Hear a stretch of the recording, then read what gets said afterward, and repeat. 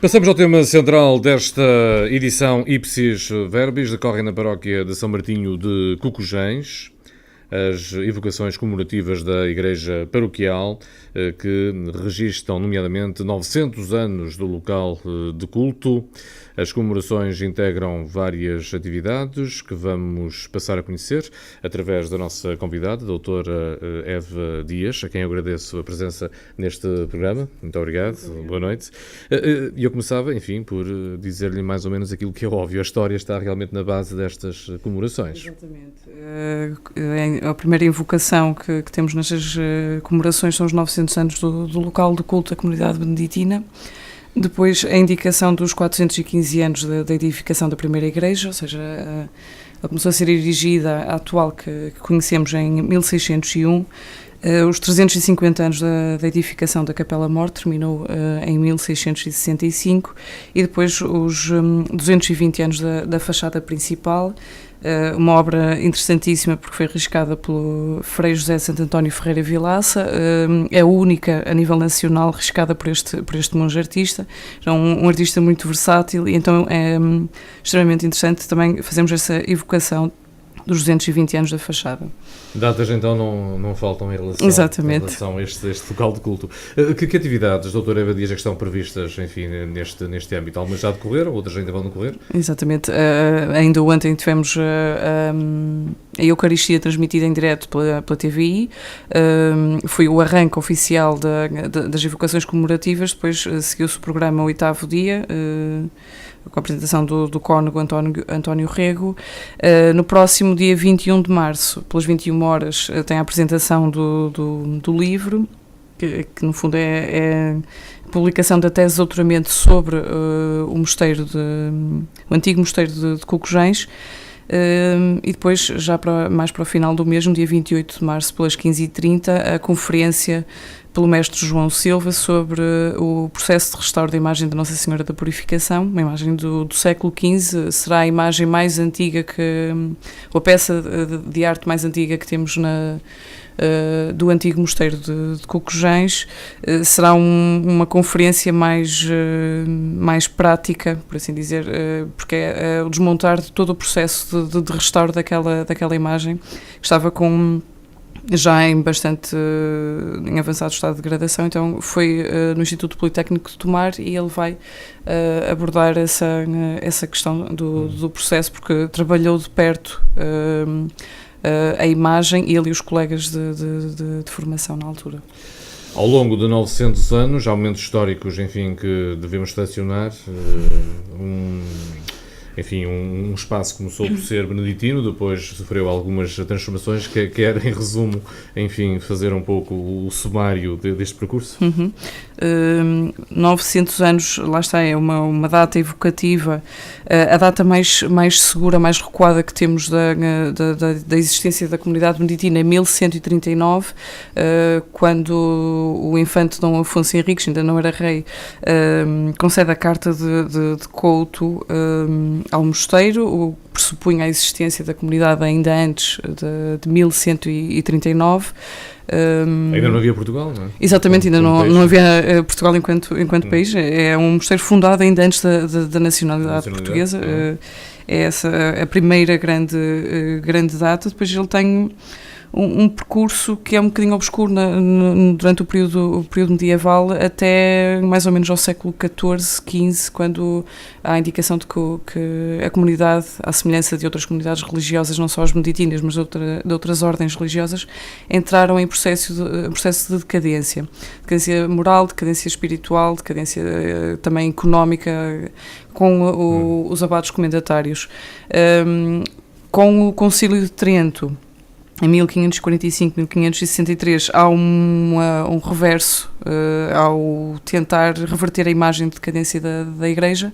As ordens religiosas são também enaltecidas durante este período. Há um processo de reforma e em 1566, no caso português, à instituição da Congregação de São Bento de Portugal. É aí que, então, lentamente, os mosteiros beneditinos vão retomando o esplendor que tinham, retomando também a anterior observância. No caso do mosteiro de Cocujens, ele é integrado em 1596, foi um dos últimos a ser integrado na congregação, e é a partir daí que começa o processo de renovação arquitetónica e artística do mosteiro. Lá está, 1601 é o início da edificação da igreja como nós a conhecemos, ou seja, haveria uma edificação medieval da qual não restou nada, eventualmente só os fundamentos que estão por baixo da atual igreja. E depois, a partir daí, é todo o processo de edificação. Lá está a Capela-Mor, que começa em 1559 e termina no triênio de 1665-68, e há uma série de campanhas depois de renovação da talha do interior da igreja. A primeira em 1755, que termina em 1758, trouxe a Cocujens 2 mestres entalhadores do Porto extremamente importantes, a escola de talha presente na área da Capela-Mor.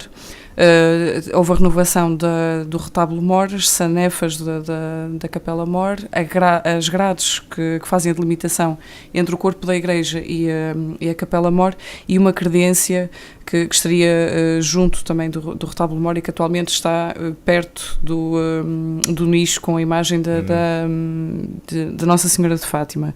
Esta é a primeira renovação. Indicar apenas que foram Manuel da Costa Andrade e José Teixeira Guimarães, os dois mestres entalhadores.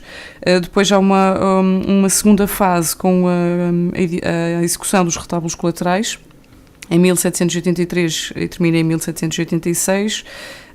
A sanefa do Arco Cruzeiro em 1792 e termina em 95. Estas duas peças, ou melhor, estas três peças, são dois retábulos colaterais e a sanefa do Arco Cruzeiro, são obra de Frei José de Santo António Ferreira Vilaça, ou seja, a última obra que ele faz, depois destas três peças em talha, é então a fachada principal, que inicia a edificação em 1792 e termina em 95.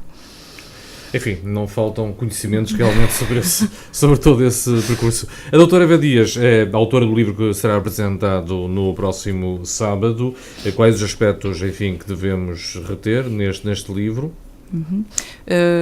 Ora bem, o livro que vai ser apresentado no próximo sábado é, no fundo, a tese de mestrado que defendi em 2010.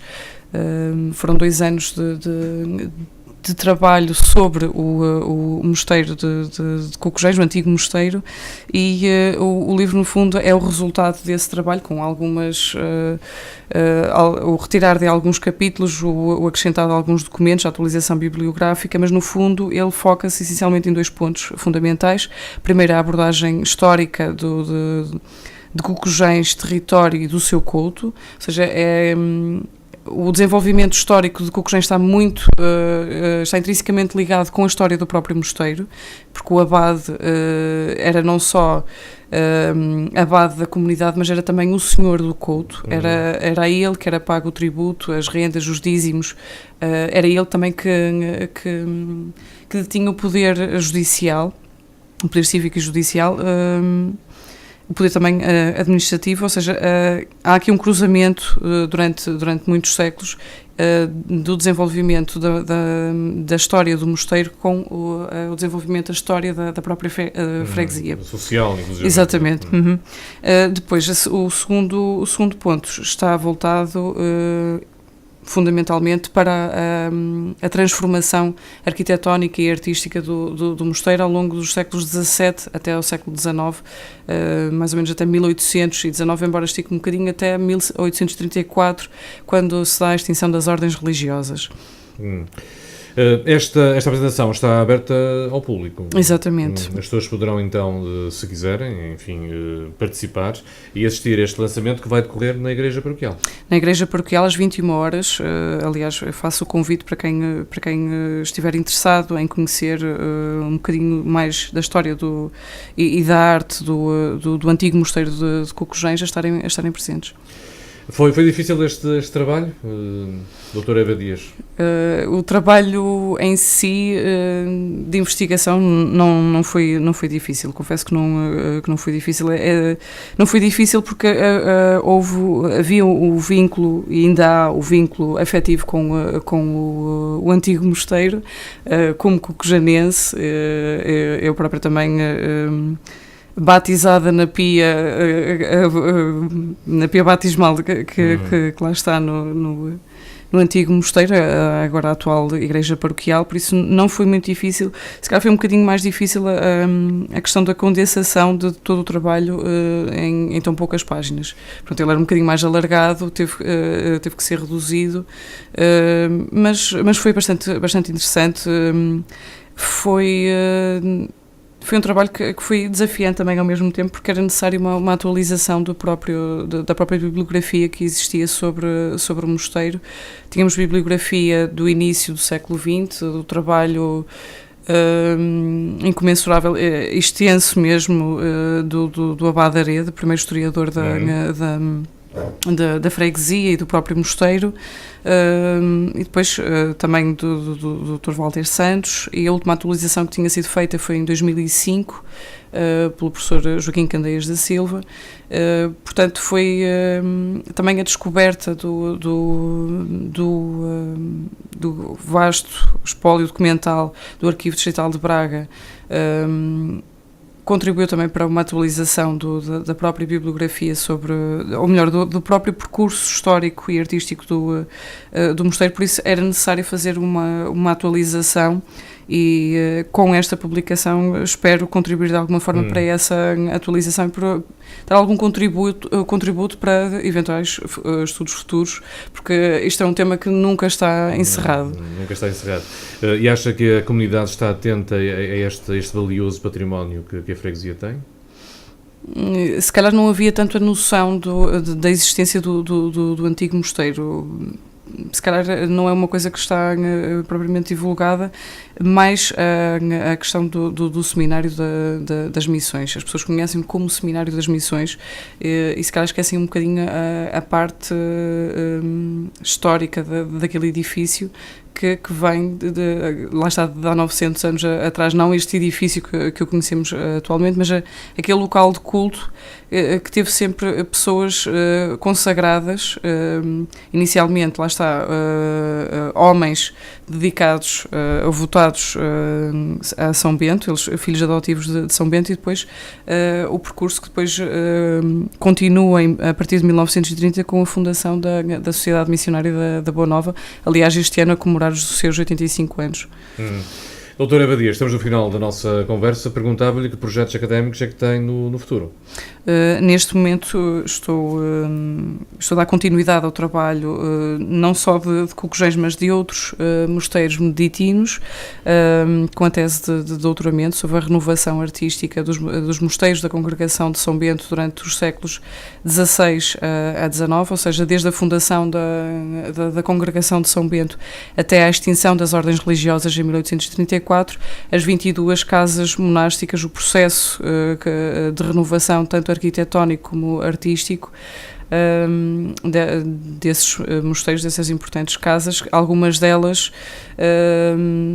abandonadas, em algum do seu espólio artístico e arquitetónico foi gravemente lapidado devido a não só depois do processo da extinção das ordens religiosas, mas com todo o processo que se seguiu de abandono. Depois foram adquiridos, mas entretanto os anteriores proprietários a venderam ou não conseguiram manter as casas monásticas, chegaram a um avançado estado de degradação, e é no fundo também o resgatar dessa memória que não queremos esquecida do que foi o esplendor da Congregação de São Bento e dos seus mosteiros.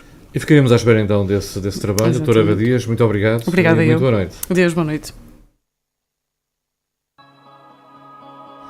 A parte final desta edição Ipsis Verbis, vamos voltar amanhã às 19h. Boa noite. Boa noite, 20 horas. Rádio Informédia 106.3, da Madeira.